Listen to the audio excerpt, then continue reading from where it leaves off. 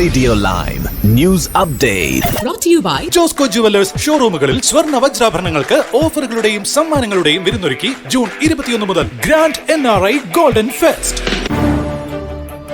നമസ്കാരം, live news അപ്ഡേറ്റിലേക്ക് സ്വാഗതം. വാർത്തകളുമായി അരുൺ. കുട്ടികളിലെ അമിതവണ്ണം കുറയ്ക്കുന്നതിനുള്ള നടപടികളുടെ ഭാഗമായി ഇന്നു മുതൽ ടെലിവിഷനിലും ഓൺലൈനിലും ജങ്ക് ഫുഡ് പരസ്യങ്ങൾ നിരോധിച്ചിരിക്കുന്നു. യുകെയിലുടനീളമുള്ള നിരോധന പ്രകാരം കൊഴുപ്പ്, ഉപ്പ്, പഞ്ചസാര എന്നിവ കൂടുതലായി അടങ്ങിയ ഭക്ഷണപാനീയങ്ങളുടെ പരസ്യം രാത്രി 9 മുൻപ് ടിവിയിലും ഓൺലൈനിലും പ്രദർശിപ്പിക്കുന്നത് നിർത്തലാക്കും. കുട്ടികളിലെ പൊണ്ണത്തടിക്ക് ഏറ്റവും കാരണമാകുന്ന ഉൽപ്പന്നങ്ങളായ സോഫ്റ്റ് ഡ്രിങ്കുകൾ, ചോക്ലേറ്റുകൾ, മധുരപലഹാരങ്ങൾ, പിസ്സകൾ, ഐസ്ക്രീമുകൾ എന്നിവയ്ക്ക് ഇത് ബാധകമാണ്. ആരോഗ്യകരമായ ഭക്ഷണം കഴിക്കാൻ ആളുകളെ സഹായിക്കുന്നതിന് പ്രതിജ്ഞാബദ്ധമാണെന്നും ഒക്ടോബർ മുതൽ പുതിയ നിയന്ത്രണങ്ങൾ സ്വമേധയാ പാലിക്കുന്നുണ്ടെന്നും ഫുഡ് ആൻഡ് ഡ്രിങ്ക് ഫെഡറേഷൻ അറിയിച്ചു. കൂടുതൽ അനാരോഗ്യകരമായ ഭക്ഷണങ്ങൾക്ക് പുറമെ ചില പ്രഭാത ഭക്ഷണ ധാന്യങ്ങളും കഞ്ഞികളും, മധുരമുള്ള ബ്രെഡ് ഉൽപ്പന്നങ്ങൾ, പ്രധാന ഭക്ഷണങ്ങൾ, സാൻഡ്വിച്ചുകൾ എന്നിവയും നിരോധനത്തിൽ ഉൾപ്പെടുന്നു. ഏതൊക്കെ ഉൽപ്പന്നങ്ങളാണ് നിരോധനത്തിന് കീഴിൽ വരുന്നത് എന്നതിനെക്കുറിച്ചുള്ള തീരുമാനങ്ങൾക്ക് ഒരു സ്കോറിംഗ് ഉപകരണത്തെ അടിസ്ഥാനമാക്കിയുള്ളതാണ്. അത് അവയുടെ പോഷകാളവ്, പൂരിത കൊഴുപ്പ്, ഉപ്പ് അല്ലെങ്കിൽ പഞ്ചസാര എന്നിവയിൽ കൂടുതലാണോ എന്നതിനെ സന്തുലിതമാക്കുന്നു. പ്ലെയിൻ ഓട്സും മിക്ക കഞ്ഞി, മ്യൂസ്ലി, ഗ്രാനോള എന്നിവയും നിയന്ത്രണത്തിന്റെ കീഴിൽ നിരോധിച്ചിട്ടില്ല.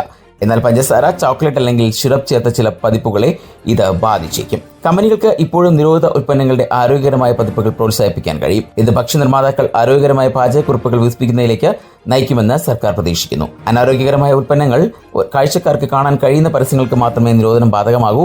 അതായത് ഫാസ്റ്റ് ഫുഡ് സ്ഥാപനങ്ങൾ ഇപ്പോഴും അവരുടെ ബ്രാൻഡ് നാമം ഉപയോഗിച്ച് പരസ്യം ചെയ്യാൻ കഴിയും. മുമ്പ് 16 വയസ്സിന് താഴെയുള്ള പ്രേക്ഷകരിൽ 4-1 കൂടുതൽ ഉള്ള ഏതൊരു പ്ലാറ്റ്ഫോമിലും HFSS ഭക്ഷണപാനീയ പരസ്യങ്ങൾ നിരോധിച്ചിരുന്നു. പുതിയ നിയമങ്ങൾ പാലിക്കാത്ത സ്ഥാപനങ്ങൾ പരസ്യ സ്റ്റാൻഡേർഡ്സ് അതോറിറ്റിയുടെ നടപടിക്ക് വിധേയരാകേണ്ടി വരും. സിറിയയിലെ ഇസ്ലാമിക് സ്റ്റേറ്റ് ഗ്രൂപ്പ് ഉപയോഗിക്കുന്ന ഒരു ഭൂഗർഭ ആയുധശേഖരത്തിൽ സംയുക്ത ആക്രമണത്തിൽ റോയൽ എയർഫോഴ്സ് ടൈഫൂൺ ജെറ്റുകൾ ഫ്രഞ്ച് വിമാനങ്ങളുമായി ചേർന്നതായി UK പ്രതിരോധ മന്ത്രാലയം അറിയിച്ചു. ശ്രദ്ധാപൂർവമായ ഇന്റലിജൻസ് വിശകലനം ആ സൗകര്യം, ആയുധങ്ങളും സ്ഫോടക വസ്തുക്കളും സൂക്ഷിക്കുന്നുണ്ടെന്ന് ഉദ്യോഗസ്ഥരെ വിശ്വസിപ്പിക്കാൻ പ്രേരിപ്പിച്ചു. മധ്യ സിറിയയിലെ ഒരു പുരാതന സ്ഥലമായ പാൽമിറയുടെ വടക്ക് ഭാഗത്തുള്ള പർവ്വതങ്ങളിലാണ് ഇത് സ്ഥിതി ചെയ്യുന്നതെന്ന് പ്രസ്താവനയിൽ പറയുന്നുണ്ട്. ഞങ്ങളുടെ വിമാനങ്ങൾ PV-4 ഗൈഡഡ് ബോംബുകൾ ഉപയോഗിച്ച് സൗകര്യത്തിലേക്കുള്ള നിരവധി ആക്സസ് ടണലുകൾ ലക്ഷ്യമാക്കി വിക്ഷേപിച്ചു. ലക്ഷ്യം വിജയകരമായി ഇടപെട്ടുവെന്നാണ് പ്രാഥമിക സൂചനകൾ, പ്രതിരോധ മന്ത്രാലയം അഭിപ്രായപ്പെട്ടു. ശനിയാഴ്ച വൈകിയുള്ള ആക്രമണത്തിൽ സാധാരണക്കാർക്ക് ഒരു അപകടവും സംഭവിച്ചിട്ടില്ലെന്നും എല്ലാ വിമാനങ്ങളും സുരക്ഷിതമായി തിരിച്ചെത്തിയെന്നും പ്രതിരോധ മന്ത്രാലയം കൂട്ടിച്ചേർത്തു. ആക്രമണങ്ങളുടെ വിശദമായ വിലയിരുത്തൽ നടന്നുവരികയാണെങ്കിലും ലക്ഷ്യം വിജയകരമായി കണ്ടെത്തിയെന്ന് ഉദ്യോഗസ്ഥർ വിശ്വസിക്കുന്നു. ടൈഫൂൺ FGR-4കളെ ഒരു വോയേജർ ഇന്ധനം നിറയ്ക്കുന്ന ടാങ്കർ പിന്തുണച്ചു. 2019 വരെ സിറിയയുടെയും ഇറാഖിന്റെയും ചില ഭാഗങ്ങളിൽ IS ജിഹാദി ഭരണം ഏർപ്പെടുത്തിയിരുന്നു. ഈ നടപടി നമ്മുടെ UK നേതൃത്വത്തെയും മിഡിൽ ഈസ്റ്റിലെ ISന്റെയും അവരുടെ അപകടകരവും അക്രമാസക്തവുമായ പ്രത്യയശാസ്ത്രങ്ങളുടെയും പുനരുജ്ജീവനത്തെ ഇല്ലാതാക്കാൻ സഖ്യകക്ഷികളുമായി തോളോട് തോൾ ചേർന്ന് നിൽക്കാനുള്ള ദൃഢനിശ്ചയത്തെയും കാണിക്കുന്നുവെന്ന് UK പ്രതിരോധ സെക്രട്ടറി ജോൺ ഹീലി പറഞ്ഞു. മുൻ ഹെവി വെയ്റ്റ് ലോക ചാമ്പ്യൻ ടൈസൺ ഫ്യൂറി 2026 ബോക്സിംഗിലേക്ക് തിരിച്ചുവരുമെന്ന് പ്രഖ്യാപിച്ചു. 37കാരനായ ബ്രിട്ടീഷുകാരൻ അവസാനമായി മത്സരിച്ച് 2024 ഡിസംബറിലാണ്. അന്ന് യൂണിഫൈഡ് ചാമ്പ്യൻ അലക്സാണ്ടർ ഉസിക് അവരുടെ ഹെവി വെയ്റ്റ് മാച്ചിൽ 2ാം തവണയും തോൽവി ഏറ്റുവാങ്ങി. ഒരു മാസത്തിന് ശേഷം ഫ്യൂറി തന്റെ വിരമിക്കൽ സ്ഥിരീകരിച്ചിരുന്നു. ദക്ഷിണാഫ്രിക്കൻ ബോക്സർ കെവിൻ ലെറീനയ്ക്കൊപ്പം തായ്ലൻഡിൽ പരിശീലനം നടത്തുന്നതിന്റെ ദൃശ്യങ്ങൾ ഫ്യൂറി പങ്കുവച്ചതിനു ശേഷം അടുത്ത ആഴ്ചകളിൽ തിരിച്ചുവരവിനെക്കുറിച്ചുള്ള ഊഹാപോഹങ്ങൾ വർദ്ധിച്ചു. ഞായറാഴ്ച ഇൻസ്റ്റഗ്രാമിൽ പോസ്റ്റ് ചെയ്തുകൊണ്ട് ഫ്യൂറി പറഞ്ഞത് ആ വർഷം 2026 മാക്സിന്റെ തിരിച്ചുവരവ് എന്നാണ്. കുറച്ചുനാളായി വിട്ടുനിന്നിരുന്നു, പക്ഷേ ഇപ്പോൾ ഞാൻ തിരിച്ചെത്തി.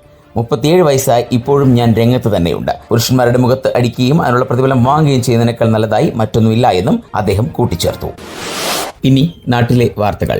പുതുവർഷപ്പിറവിക്കും പിടിച്ചു നിർത്താനാകാതെ ചിക്കൻ വില. ഇറച്ചിക്കോഴി വിലയും സ്വർണ്ണവില പോലെ കുതിച്ചുയരുന്നു. ക്രിസ്മസിന് 165 രൂപയായിരുന്നു 1 കിലോ ഇറച്ചിക്കോഴിയുടെ വില. ഇതിനുശേഷം 2 ആഴ്ചയ്ക്കുള്ളിൽ 80 രൂപയിലേറെ വിലയാണ് ഇറച്ചിക്കോഴിക്ക് കൂടിയത്. സാധാരണ വിപണിയിൽ 290 രൂപയാണ് ബ്രോയിലർ കോഴിക്ക് ഈടാക്കുന്നത്. ഫാം ഉടമകൾ വില കുത്തനെ കൂട്ടിയതാണ് ഇറച്ചിയുടെ വില കൂടാൻ കാരണമെന്ന് കടയുടമകൾ വ്യക്തമാക്കുന്നു.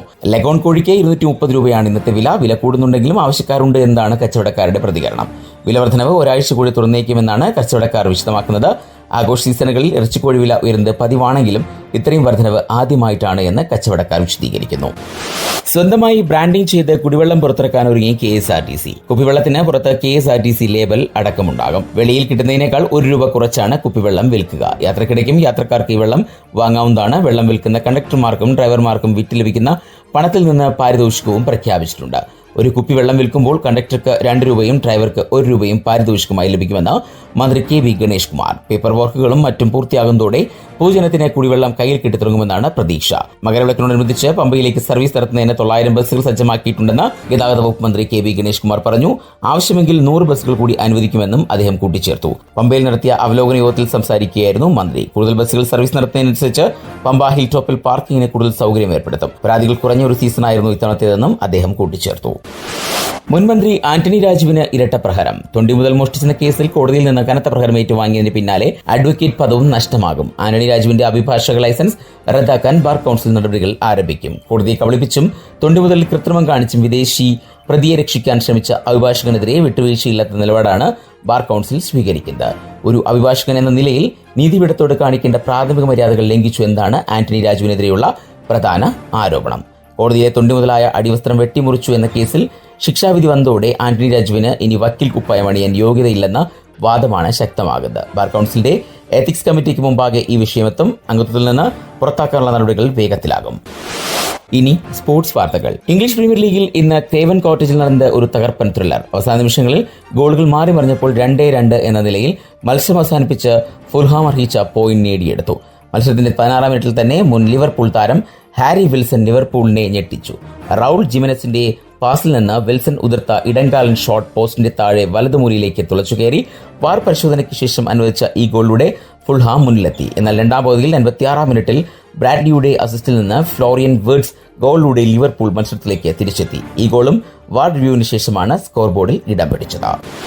121.18 ഇന്ത്യൻ രൂപയാണ് ഇന്നത്തെ പൗണ്ട് വിനിമയ നിരക്ക്. ഇതോടെ ഇന്നത്തെ വാർത്താ ബുള്ളറ്റിൻ പൂർണ്ണമാകുന്നു. അടുത്ത ബുള്ളറ്റിനുമായി വരും മണിക്കൂറുകളിൽ കേട്ടുമുട്ടാം. നന്ദി, നമസ്കാരം. കൂടുതൽ വാർത്തകൾക്കും വിശേഷങ്ങൾക്കുമായി റേഡിയോ ലൈം ആപ്പ് ഡൗൺലോഡ് ചെയ്യൂ. പ്ലേ സ്റ്റോറിൽ നിന്നും ആപ്പ് സ്റ്റോറിൽ നിന്നും. Radio Lime.